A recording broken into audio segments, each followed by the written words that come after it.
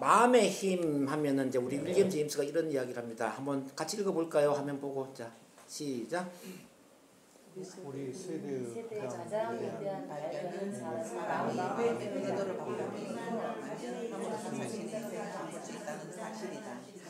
네, 우리 세대의 가장 위대한 발견은 우리가 마음의 태도를 바꿈으로써 우리 운명마저도 바꿀 수 있다는 것에 대한 발견이다 그랬어요. 이렇게 이제 마음의 태도를 바꾸는 게 너무너무 중요한데, 근데 이 마음의 태도를 바꾸는 가장 큰 힘이 뭐냐? 이걸 여러분들이 이제 오늘 이해를 해야 돼요. 자, 지금까지는 이 마음의 태도를 바꾸는 게 뭔지를 잘 몰랐어요. 그래서 우리는 두뇌라는 마음의 왕국에 제왕임에도 불구하고 이 두뇌라는 마음의 왕국을 어떻게 다스려야 될지 거기에 대해서 교육을 받지 못했기 때문에 내 마음은 내 마음이지만 내 마음을 어떻게 다루어야 될까? 그런 걸 잘 몰랐단 말이에요. 혹시 어릴 때 마음을 어떻게 다룰 수 있을지 마음에 대한 공부를 시켜주신 분이 있었나요? 없었죠. 마음에 대해서 어떤 공부를 하는 게 쉽지 않았을 거예요. 왜냐하면 우리 부모님도 마음을 다루는 게 힘들었고 우리를 가르치던 선생님도 마음을 다루는 게 힘들었거든요. 그래서 마음을 다루는 유일한 방법은 이제 종교인이 되는 것이었죠. 머리 깎고 선임이 되거나 또는 성당에 들어가서 신부나 수녀님이 되거나 또는 교회 목사가 되거나 이렇게 이제 이 마음은 우리 마음대로 할 수 없는 것처럼 이렇게 어릴 때부터 우리는 이렇게 생각했습니다. 근데 오늘 이제 제가 말씀드리는 이 체면이나 NLP를 이해를 한다면은 우리는 비로소 마음을 내 마음대로 조절할 수 있고 통제할 수 있는 힘을 갖게 됩니다. 그러니까 체면 NLP는 이른바 마음의 사용법이다 이렇게 볼 수 있거든요. 자, 마음의 사용법 하니까 어때요, 느낌이? 마음을 잘 사용할 수 있을 것 같은 느낌 듭니까? 여러분 핸드폰 사용법이 없으면 핸드폰 사용하기 힘들죠. 핸드폰 사용법이 있으니까 핸드폰 배워서 우리가 사용하잖아요, 그죠? 그런 것처럼 우리 마음의 사용법을 제대로 익힌다면 어떨까요? 마음을 잘 사용할 수 있겠죠. 그럼 굳이 우울증에 걸릴 이유도 없고 불안증이나 공황장애나 불면증이나 분노조절장애 이런 장애를 안고 살 이유가 없지 않습니까? 그래서 오늘 그런 마음의 사용법을 한번 배워보는 겁니다. 이렇게 배워보면 우리는 굳이 과거의 프로그램의 지배를 받으면서 살 이유가 없어. 과거의 프로그램 지배를 받을 것인가 아니면 우리가 프로그램을 새로 설정해서 살 것인가. 우리는 과거의 부정적인 것은 좀 지워버리고요. 새로운 프로그램을 설정해서 새로운 프로그램에 맞게 살아갈 수 있는 힘을 갖게 되죠. 자, 우리는 이걸 이해해야 됩니다. 프로그램에 반응할 수도 있지만 프로그램을 설정할 수도 있다는 거예요. 컴퓨터로 본다면은 컴퓨터의 프로그램을 까는 기능도 있고요. 컴퓨터의 프로그램을 깔아서 그 프로그램을 사용하는 것도 가능하다 이 말이에요. 우리 두뇌에. 어때요? 이렇게 생각하니까 조금 가슴 좀 덜 뜨죠. 자, 여러분들이 그래서 이제 컴퓨터 프로그래머라고 생각합니다. 프로그래머. 나는 프로그래머로서 부정적인 것을 내가 지워버리고 긍정적인 것을 새롭게 설정해서 내가 원하는 새로운 프로그램에 맞게 내 두뇌를 사용해야 되겠구나. 그러면 아주 뭔가 좀 희망적인 느낌이 들 겁니다. 이렇게 마음의 프로그램은 수정될 수 있습니다. 업그레이드 될 수 있습니다. 재설정될 수 있습니다. 뭘 통해서? NLP는 체면 치료를 통해서. 이게 가능합니다. 이제 체면과 NLP를 이렇게 이제 결합하면 참 많은 도움이 되는데, 왜 체면이 중요하냐면요. 체면은 우리 무의식과 접속이 될 수 있는 상태거든요. 무의식. 무의식의 힘은 3살 버릇이 8살까지 간다고 그랬잖아요. 근데 의식의 힘은 작심 3일로 끝난다고 그래요. 의식적으로 노력하는 건 3일 정도 열심히 해보지만은 3일 이상 계속 열심히 하는 게 쉽지가 않아. 그렇죠? 근데 3살 때 우리가 상처를 받아. 그러면 상처받은 이 3살 때의 마음이 8살까지 간단 말이에요. 자, 무의식은 이렇게 변화되는 게 힘이 들어. 근데 체면이나 NLP를 하려고 하면은 쉬워진단 말이죠. 근데 여러분들이 이제 이런 체면에 어떤 정말 큰 위력이 있는데도 불구하고 체면을 잘못 오해를 하는 경우들이 있어요. 체면하니까 어떤 느낌이 드세요? 여러분들? 체면하니까. 뭔가 정지되는 뭔가 조금 긍정적인 느낌이 강해요? 부정적인 느낌이 강해요? 부정적인. 자, 부정의 느낌 한번 체크해 볼게요. 1부터 10 중에 가장 높은 정도 10. 나는 체면이 정말 부정적인 것 같아. 느낌이. 10. 5는 중간 정도. 1은 약간 약한 거예요. 나는 90 정도로 체면이 부정적이다. 한번 손 들어볼게요. 좀 느낌적으로. 90은 아니에요. 7, 8 정도로 난 부정적이다. 5, 6 정도로 부정적이다. 손 들어보겠습니다. 5, 6, 5 정도. 뭐 3, 4 정도 부정적이다. 나머지는 부정적이지 않네 그러면은. 그렇구나. 그럼 여기 굉장히 긍정적인 분들이 많이 모였네요. 네네네. 아니 많은 분들이 체면을 부정적으로 생각하기 때문에. 자, 체면하면은 뒤에서 제가 소개를 다시 해드리겠지만 체면하면 이렇게 부정적으로 보는 사람들이 많은데 그 이유는 뭐냐면은 아마도 텔레비전의 영향이 아닐까 싶어요. 텔레비전에 막 체면 걸린 사람 보면은 팔도 못 내리고 막 눈물 막 흘리지. 뭐 과거에 힘들었던 이야기 막 하는데 부끄러운 정신도 없어지는 것 같고 막 그렇죠. 막 조종당하는 것 같고 막 의지가 없는 것 같고. 그러니까 이제 텔레비전에 그렇게 이제 연출을 한 거죠. 우리 언니인데 그거 무서워서 가겠냐 이런 거를. 그랬어요? 또는 이제 사람을 이제 다리로 만들어서 사람 몸 위에 사람 올라가고 막 마술처럼 그런 것도 아마 보셨을 거예요. 울고 뭐. 진짜 저렇게 하나? 이렇게 진짜인가? 이렇게 돼. 그래서 이제 그 체면에 대한 이제 오해를 불러일으키는 이유는 뭐냐면 이제 그 텔레비전에서는 좀 드라마틱한 그런 모습만 보여주고 실제 체면을 그는 그 중간 과정이라든지 상담하는 과정을 다 삭제를 시키고 없애버린단 말입니다. 근데 이제 그 모든 과정을 다 보면은 납득이 되죠. 근데 중요한 부분만 보여주니까 체면을 오해를 하게 되죠.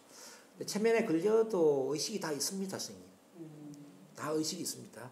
그리고 체면은 의식이 있는 상태이기 때문에 내가 말하고 싶지 않는 것은 말을 안 해도 돼요. 언제든지 깨어날 수가 있습니다. 또. 그래요? 예, 언제든지 그 사람이 차 지금 못하는데 뭐 깨어납니다. 딱 이렇게 하면 일어나잖아요. 이제 그것도 이제 그 모든 것은 모든 체면 자기 체면이에요. 자기 체면 내가 걸리는 것이 누가 걸어주는 게 아니에요. 내 마음에 허용이 되기 때문에 내가 체면에 걸린 거지. 내 마음에 허용이 되지 않는다면 체면에 들어가지 않죠. 자, 그래서 이제 체면을 이렇게 이해를 한번 해보겠습니다. 체면은 편안하면서 편안한 상태에 한 가지에 집중 몰입하는 상태다. 일단 이걸 한번 이해를 해보겠습니다. 자, 한번 따라해보겠습니다. 편안하면서 집중 몰입된 상태. 여러분들 편안한 그런 기분 많이 느껴보셨죠? 언제 편안하셨어요? 잠잘 때 편안하죠. 뭐. 일 갔다 와서 다 씻고 들어가서 팍 누웠을 때 너무 편해. 그렇죠. 침대에 막 누웠을 때 잠들어 버리기 직전 아마 가장 편안할 겁니다. 이렇게 편할 아침에 일어났을 때 잠은 깨었지만은 눈 뜨기 싫다. 그대로 좀 누워 있고 싶다. 이런 느낌 가져보셨죠? 그렇죠. 그런 게 다 체면 상태입니다. 그리고 집중 몰입된 상태는 어떤 거냐면은 여러분들 재밌는 드라마 볼 때 어때요? 재밌는 드라마 볼 때, 재밌는 영화를 볼 때 누가 옆에 있어도 관심이 없잖아요. 그죠? 예를 들어서 뭐 전화가 오더라도 전화 안 받고 싶고 그냥 누가 말 시켜도 말을 안 하고 싶고 그대로 몰입되고 싶지 않습니까? 한 가지에 몰입되고 싶은 집중 몰입되는 그 상태 아마 많이 경험해 보셨을 거예요. 뭐 재미있는 소설책을 읽을 때, 재미있는 만화책을 읽을 때, 뭐 재미있는 드라마를 볼 때, 재미있는 영화를 볼 때, 또는 좋아하는 사람과 대화를 할 때, 재미있는 강의를 들을 때 몰입되잖아요. 그게 다 체면이에요. 그렇지만 언제든지 깨어날 수 있어요, 없어요? 깨어날 수 있죠. 뭐 영화를 보고 있는데 누가 옆에서 불이야 이렇게 소리치는 거 어때요? 영화를 보다가 바로 이제 도망을 나와야지. 그때 깨어나는 거죠. 그렇겠죠? 뭐 예를 들어서 이제 드라마를 보고 있는데 불이야 하더라도 이제 우리가 아마 뛰어나갈 겁니다. 그리고 여러분들 뭐 이 핸드폰 보다가 전철역을 지나친 경험 혹시 없습니까? 뭐 부천역에 내려야 되는데 뭐 무평역으로 갔다든지 그런 경험 있죠? 있죠. 그거 다 체면 상태죠. 그럼 여러분들이 이미 뭐 편안하면서도 집중 몰입되는 그런 경험을 많이 해보셨으니까 이미 일상적인 생활 속에서 체면에 많이 걸려보셨다 이렇게 봐도 되겠네요. 그쵸? 그럼 체면은 제가 지금 설명한 이런 내용을 체면이라고 했을 때 체면은 이상한 거예요? 일상적인 거예요? 체면이라고 생각을 못하고 살았죠. 예. 그냥 집중하고 있다라고 생각을 그런 것 같다 하고 네. 그래서 여러분들은 여러분들 하루에 24시간 중에 거의 3분의 2 정도는 체면 상태에 살고 있다고 보시면 됩니다. 그걸 체면이라고 생각 안 했을 뿐이죠. 또 예를 한번 더 들어볼게요. 여러분들 운전할 때 뭐 서울에서 부산까지 운전을 해요. 계속 긴장하고 운전하는 거 아니잖아요. 어느 순간에 이제 마음이 편안해지면서 운전대에 몸을 맡기잖아요. 그럼 터널 시야로 그냥 언제 서울에서 부산까지 갔는지 모르게 막 가 있죠. 그것도 이제 체면 상태에서 가는 거죠. 교회 다니는 분 한번 손 들어보겠습니다. 여기 교회 다니는 분. 두 분이죠. 두 분 계시네요. 교회 다니 기도하잖아요. 기도하면 어때요? 몰입되죠. 기도 자체도 체면이죠. 절 다니는 분 손 들어보겠는데 절? 절은 없어요? 한 분. 불공 드릴 때 목탁도 드리잖아요. 자, 어떤 리듬에 맞게. 자, 리듬에 맞게 목탁도 드리는 요것도 체면이죠. 법회, 기도회 다 체면입니다. 그리고 또 보면은 이 드럼이 있는데 드럼은 어떻습니까? 일정한 어떤 리듬에 맞게 치지 않습니까? 일정한 리듬에 맞게 악기를 연주하는 것, 드럼을 치는 것, 북을 치는 것, 이것도 다 체면이라고 보실 수가 있습니다. 그러니까 무의식적으로 뭔가 반복되는 거 있잖아요. 무의식적으로 반복되는 거. 그러면서도 긴장하지 않고 불안해하지 않고 그냥 편안하게 반복이 되는 어떤 그런 패턴들. 이게 다 체면이다. 그럼 체면 아닌 거는 뭐냐? 사실은 체면 아닌 거는 거의 없어요. 일상이 치명이네. 일상 자체가 체면이라고 볼 수 있죠. 근데 체면을 왜 이렇게 오해를 하느냐? 아까 TV도 있지만 이제 이 단어 때문에 그럴 수도 있어요. 힙노시스. 힙노시스라는 단어가 어디서 왔냐면 힙노스라는 단어에서 유래된 거거든요. 힙노스가 잠의 여신이라는 뜻이에요. 잠의 여신. 그러니까 잠의 여신, 잠이라는 뜻에서 힙노시스가 이제 만들어지다 보니까 체면은 잠자는 것과 비슷한 게 아닐까? 이렇게 생각을 해요. 근데 잠을 자면 의식이 없잖아요. 근데 체면은 잠을 자기 직전에 의식이 있는 상태이기 때문에 잠을 자는 상태를 세타파라 본다면은 우리가 깨어있는 상태를 베타파. 자, 체면은 그 중간 상태 알파파라고 보죠. 알파파. 의식도 있으면서 잠을 자는 것처럼 좀 몽롱한 상태. 이렇게 이해를 하시면 되겠습니다. 자, 대중매체 영향 이걸 쭉 좀 이야기를 해드렸고요. 자, 그럼 이걸 좀 같이 볼게요. 체면에 대한 오해를 좀 풀어야 되니까. 자, 체면에서 아무것도 모를 것이다 생각하는 분들이 많이 계시죠? 근데 체면 상태에서 의식이 있으니까 의식이 있기 때문에 다 알죠? 다 알 수 있습니다. 체면 시키는 대로 하는 것이다 걸렸다? 아닙니다. 의식이 있기 때문에 내가 걸리고 싶지 않으면 안 걸립니다. 그러면 체면을 잘 걸기 위해서 어떻게 해야 될까요? 마음이 잘 통해야 되겠죠. 자, 믿을 수 있는 사람이 체면을 걸 때 체면에 잘 걸리겠죠? 믿을 수 없는 사람이 걸면 어떻게 될까요? 자, 믿을 수 없는 사람이 걸면은 마음이 닫혀있기 때문에 체면에 잘 걸리지 않겠죠. 그래서 우리가 체면에 걸기 위해서는 감수성도 중요하지만은 체면적인 라포가 중요해요. 라포. 즉, 라포라는 거는 믿음, 신뢰의 관계. 자, 어떤 친밀감. 내 마음이 열리는 상태. 이게 참 중요합니다. 오늘도 그래서 이제 여러분들이 저를 믿고 신뢰하는 분들은 체면에 잘 걸릴 거예요. 근데 저를 믿고 신뢰하지 못하거나 저한테 반감이 있거나 그러면 체면에 잘 안 걸릴 거예요.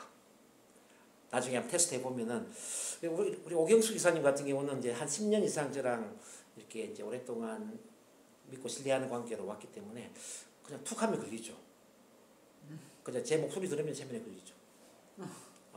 그래요. 근데 오경수 기사님만 그런 게 아니라 이제 저희 센터에 저한테 공부하는 분들 중에 그런 분들이 참 많이 있습니다. 그냥 제 목소리 들으면 체면에 바로 들어가는 분들이 많이 계십니다. 그건 뭐냐면 이제 믿음 신뢰가 이미 구축이 됐다는 거죠. 어쨌든 체면은 누구나 한 번에 걸릴 수 있다. 자, 한 번에 걸릴 수는 없습니다. 감수성 차이가 있기 때문에 어떤 사람은 처음에는 안 걸리다가 두 번, 세 번 반복하다 보면은 걸리는 그런 경우가 있습니다. 그래서 체면도 운동하는 것처럼 이제 연습을 하다 보면은 더 잘 걸릴 수 있다는 말씀드리고요. 체면에서 모든 과거가 다 드러난다? 아니죠. 의식이 있기 때문에 내가 원하지 않는 것은 내가 굳이 드러내지 않을 수가 있습니다. 내가 원하는 것만 체면 상태에서도 드러낼 수 있다는 것. 체면은 반기독교적이다. 그렇지 않습니다. 기독교와 전혀 관계 없습니다. 이제 전생 환생 이야기가 나오다 보니까 기독교에서는 전생 환생을 금지시하죠. 그렇죠. 금지시하기 때문에 체면에 들어가면 전생이 있다 이런 것 때문에 부정적으로 봅니다. 근데 물론 이제 전생이란 기억이 나오긴 나와요.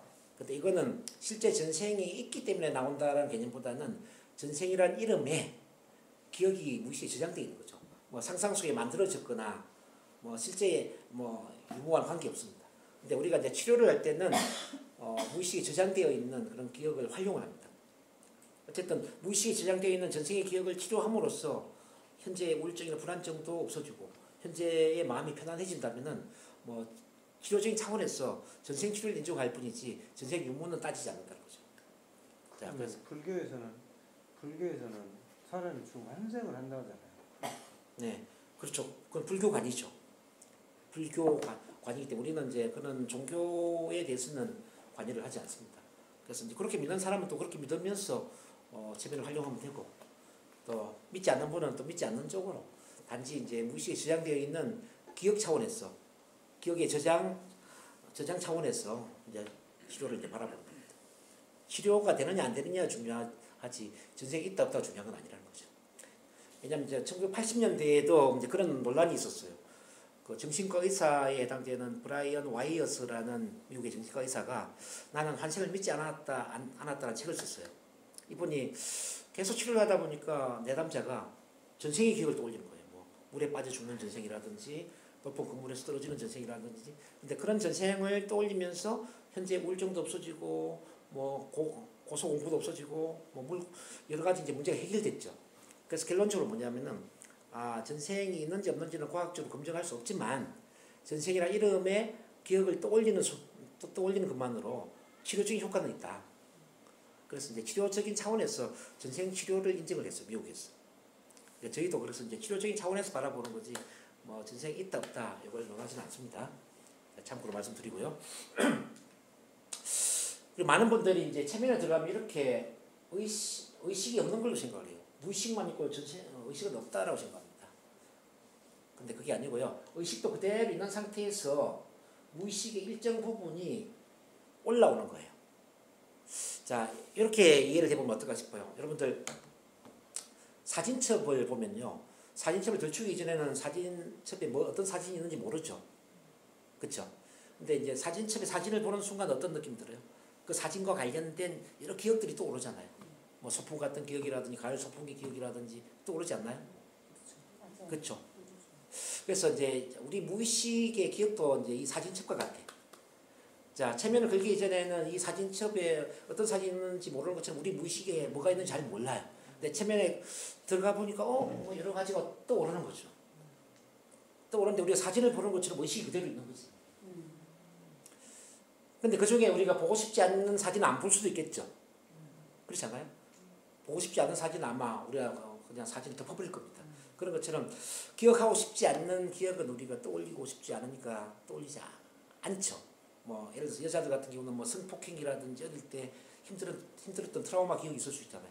그리고 굳이 기억하고 싶지는 않을 거 아니에요. 뭐 그런 거는 이제 들추지 않는 거죠. 그리고 뭐 몇 년 전에 우리 안산 단원고 애들이 세월호 탔다가 뭐 죽었다 살아난 애들 많이 있잖아요. 그런 애들은 그 죽음의 장면들을 떠올리면 얼마나 힘들겠습니까? 그렇죠? 그런 것들은 굳이 떠올리고 싶지 않단 말이에요. 그래서 의식이 있는 상태이기 때문에 굳이 떠올리고 싶지 않는 기억은 들추지 않는다. 자, 이걸 우리는 무의식의 저항이라고 합니다. 무의식의 저항. 이렇게 이해를 하시면 되고요. 이거는 뭐 일반적인 질문 쭉 한번 읽어보시고 여기 궁금한 게 있으면 저한테 질문하세요. 지금 한번 쭉 읽어보세요.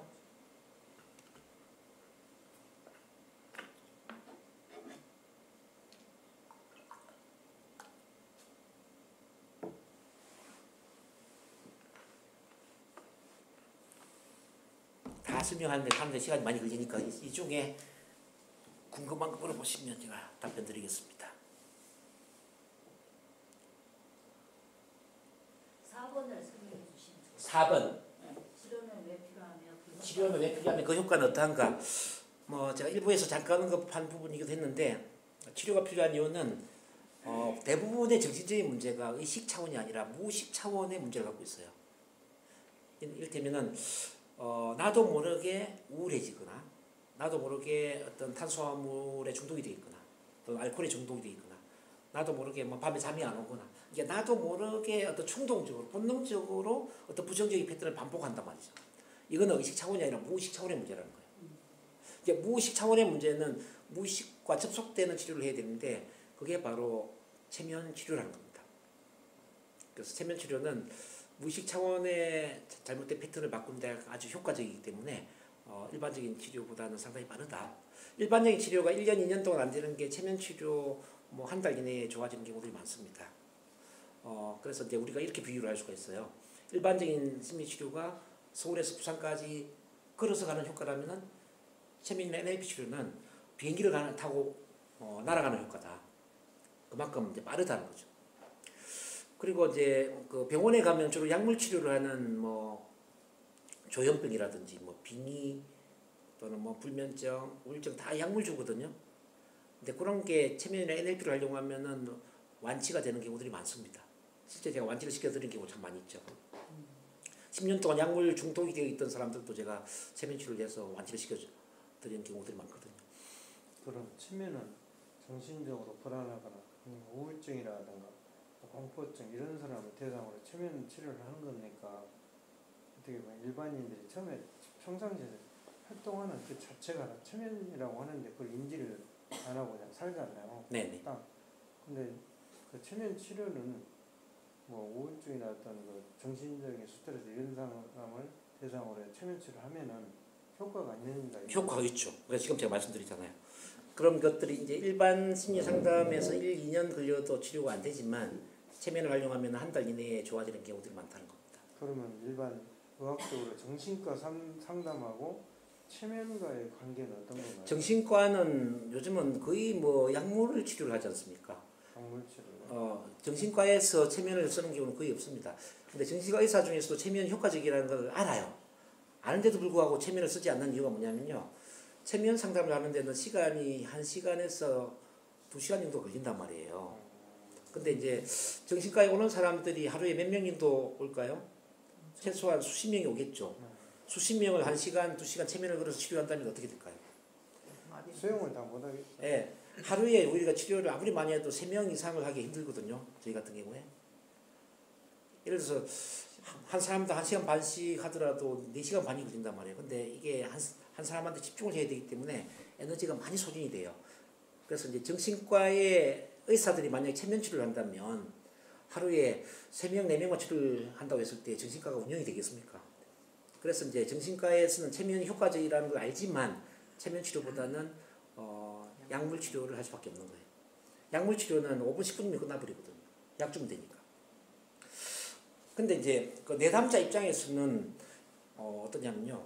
계속 약물 치료를 하다 보면 약에 의존을 하게 되고 약에 중독이 될 수밖에 없죠. 약은 완치를 목적으로 하는 게 아니라 더 이상 악화되지 않는 걸 목적으로 한단 말이에요. 그래서 그런 분들이 저한테 많이 오죠. 그런 분들이 체면 NLP를 통해서 이제 완치되는 경우들이 아주 많이 있습니다. 뭐 거의 10명 중 9명은 다 완치가 되죠. 근데 저 같은 경우는 갑자기 자다가 네. 아무 그 저기 꿈도 안 꿨는데 놀래가 깨는 경우가 있거든요. 네. 그런 것도 돼요? 자, 꿈을 꾸지 않는데 나도 꿈을 모르게 안 꿔요. 꿈을 안 꾸는데 순간적으로 놀래서 일어나요. 얼레서 일어난다. 네네. 근데 그때 당시 막 가슴이 막 두근두근대. 얼마 간격이 얼마 정도죠? 근데 물을 한 잔 딱 마시면 괜찮아요. 그러니까 얼마 만에 그렇게 거의 그 전에는 많이 그랬었어요. 많이 그랬었는데 약을 먹으면서 좀 낮았어요. 평상시 예전에 상처받은 경험이 있어요? 약은 그 정신의학과에서 그런 거 먹어요. 그 뭐 그런 것도 가능하죠. 그게 고소공포증 말고 뭐라 그래? 아니 연예인들 많이 걸리는 거. 우울증이? 아니 연예인들 많이 걸리는 게 뭐라고? 공황 발작이라고 있어요. 공황 발작. 예. 공황 발작? 자, 그는 공황 발작은 체면에 아주 효과적이죠. 아 그래요? 네. 공황 발작이라고 그래? 아주 효과적이죠. 예. 저는 공황 장애를 아주 많이 치료합니다. 네. 그래요. 네네. 공황 발작이 있어요. 네. 공황 발작이라는 걸 어떤 걸 이야기하는 거예요? 그러니까 이제 그 이유 없이 어느 시점에 막 죽음의 근데 공포를 느낀다든지. 낮에는 안 그래요. 낮에는 안 그런데 밤에 잘 때. 어쨌든 그것도 어떤 근데 그게 심해지니까 운전도 못 하게 되더라고요. 패턴이 있어요. 그 어떤 네. 어릴 때 놀랬던 경험이 있거나 어릴 때 잠을 자다가 놀랬던 경험이 있거나 뭐 그런 근데 무의식에 저장되어 있는 어떤 경험 네. 저장된 기억이 있을 거예요. 그래서 제가 그 요양원에 근무하면서 어르신들한테 놀란 거 있잖아. 그게 병이 된 것 같은 느낌이 그런 거가 있어서. 그래서 이거는 그 이유 없는 원인 네. 없는 문제는 없거든요. 그래서 왜냐면 이제 하도 많이 놀래니까 이 어르신들 상대하다 보니까 네. 그 갑자기 그냥 이상 증세 보여갖고 그걸로 인해서 막 놀래갖고 가슴 그래 그리고 나서 근데 그런 것도 아닌 것 같은데 어쨌든 간에 하여간 밤에 자다가 이렇게 갑자기 깨 꿈도 안 꿨는데 갑자기 자다가 그냥 누가 뭐 문을 두드린 것도 아니고 근데도 놀래갖고 예. 그게 공황 발작으로 예, 가능합니다. 예. 났어. 지금 이야기 들어보니까 그런 거는 충분히 치료될 수 그래요? 있습니다. 예. 다 이유가 있습니다. 뭐 공황장애, 뭐 공황 발작, 체면 아주 효과적이고요. 트라우마 치료, 트라우마. 아까 이제 세월호 문제도 이야기했지만 세월호 이런 것도 이제 체면 상태 아주 치료 효과적이고 여자들 같은 경우는 성폭행, 뭐 기억하고 싶지 않을 때 성폭행 이런 것도 이제 아주 효과적이고요. 그 다음에 뭐 어떤 물 공포라든지 고소 공포, 밀폐 공포 이런 거 다 치료되고요. 또 대인 공포증 특히 이제 사람에 대한 왕따 경험이라든지 어릴 때 뭐 사람들 앞에 창피 당했던 경험 이런 건 아주 효과적이죠. 이제 불면증 같은 경우는 특히나 체면이 효과적이에요. 불면증. 불면증은 대부분 병원에 가면은 뭐 수면제 약을 주잖아요. 그러면 이제 나중에 약을 먹지 않으면 약에 의존을 해가지고 더 잠을 못 자거든요. 근데 체면 자체가 몸을 이완시키고 부교감신경계를 활성화시키기 때문에 체면에 걸리는 것만 가지고도 잠을 잘 잘 수가 있습니다. 그리고 이제 네. 거의 1년에 이렇게 꿈꾸는 경우가 손꼽을 정도거든요. 네. 꿈은 생전 안 꿔요. 네. 잠 자려고 맘만 먹으면 그냥 1분도 안 꿔요. 일정 자다가 그냥 자거든요. 예. 그러니까 꿈을 정말 꾸고 싶은데 한 번도 저기 꿈을 꾸는 적이 거의 1년에 손꼽을 정도. 꿈을 안 꾸는 건 좋은 일인데 왜 고민하세요? 근데 꿈을 왜 사람이 그 사람 꿈에 뭐 좋은 꿈도 꾸고 싶고 막 이런 경우 있잖아요. 다른 사람들 꿈 얘기하고 막 이러면은 꿈은 뭐냐면은 얕은 수면 상태에서 꿈을 꾸는 거거든요. 꿈을 꾸지 않는다는 이야기는 깊은 수면을 취한다는 거기 때문에 굉장히 감사한 일이죠. 그럼 꿈을 자주 꾸는 것도 몸에 안 좋거든요. 그렇죠. 꿈을 자주 꾼다는 거는 가수면 상태에서 무의식 속에 어떤 것들이 작동이 되는 거니까 썩 좋은 건 아니죠. 저는 꿈을 자주 꾸는데요. 잠을 깊이 못 주무시네요. 아 그래서요? 그렇죠. 예. 자다가 많이 싸우기도 오고 전쟁 싸움도 오고. 근데 지금 이제 떨어지기도 오고 막. 이야기 이제 나온 김에 이제 말씀드리면 똑같은 비슷한 꿈을 반복해서 많이 꾼다면 그 꿈은 전생과 좀 연관이 있을 수 있습니다. 그거는 믿거나 말거나 그럴 수 있습니다. 예. 혹시 여기에 또 다른 질문 있으면 질문 받고 아니면 넘어가도록 하겠습니다. 자, 다른 질문 없어요? 4분 외에? 자, 이제 체면의 오해를 풀어드리고 제가 여러 가지를 좀 말씀드리는 중이거든요. 그러면 체면을 받은 사람이 역효과는 없는가요? 어떤 체면을 받은 후에 자, 그 체면은 누구나 걸 수 있지만 치료를 누구나 잘하는 건 아니거든요. 체면은 누구나 잘 걸 수 있어요. 여러분들도 오늘 저한테 배우면 체면을 그런 걸 오늘 바로 배울 수도 있어요. 쉽게 말하면 체면 유도문을 가지고 그냥 읽어도 체면에 걸릴 수가 있다는 뜻입니다. 근데 체면은 이렇게 누구나 걸 수 있지만 그렇지만 뭐 그 사람들이 다 체면 치료를 다 잘하지는 못해요. 체면은 어떤 거냐면은 우리가 수술을 할 때 배를 갈라놓는 거와 똑같아. 배를 갈라놓고 수술을 못하면 어떻게 될까요? 그럼 오히려 배를 갈랐기 때문에 힘들어지지 않겠습니까? 배를 가른 이후에 몸에 이상이 있는 부분을 뭐 잘라내거나 뭐 붙이거나 치료를 해야 되지 않겠습니까? 그래서 체면은 두 가지로 봐야 돼요. 체면 유도를 하는 과정하고 체면 치료를 하는 과정 두 가지로 봐야 되는데 체면 유도를 하는 것은 너무나 쉽다. 누구나 체면을 쉽게 걸 수 있다. 근데 체면을 건 다음에 그 사람에게 맞게 치료를 잘하는 또 다른 문제예요. 그래서 체면은 비전문가가 걸면 위험할 수가 있습니다. 특히나 이제 마음에 문제가 있는 사람들, 뭐 분노조절 장애, 조현병, 빙의, 뭐 트라우마, 뭐 여자들 같은 경우 성폭행 이렇게 이제 끔찍한 어떤 기억을 갖고 있는데 누가 체면을 걸었어요. 근데 그걸 치료를 못하고 깨어나게 했어. 그러면은 체면을 걸었기 때문에 오히려 힘들어지는 거예요. 근데 이제 저희처럼 이제 전문가들 같은 경우는 그런 기억이 올라오면은 치료를 하잖아요. 치료를 하고 이제 깨어나게 만들잖아요. 그러면은 치료를 했기 때문에 훨씬 좋아지겠죠. 그래서 아무나 체면을 걸 수 있지만 치료는 아무나 하는 게 아니기 때문에 제대로 된 전문가한테 체면 치료를 받아야 된다고 말씀을 드립니다. 뭐 10대에 뭐 어린 아이도 체면 걸 수 있습니다. 그래서 체면 거는 건 아주 쉽다 말씀드리고요. 자, 여기까지 그러면 됐죠?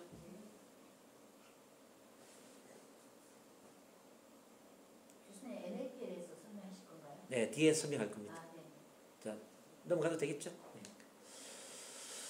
자, 체면 이렇게 이제 영화나 TV에서 볼 수 있는 체면은 헤비의 체면이라면은 자, 강의 체면은 흔한 일상의 트랜스, 일상 속에 마음이 움직이는 모든 것들 이게 다 체면에 들어간다.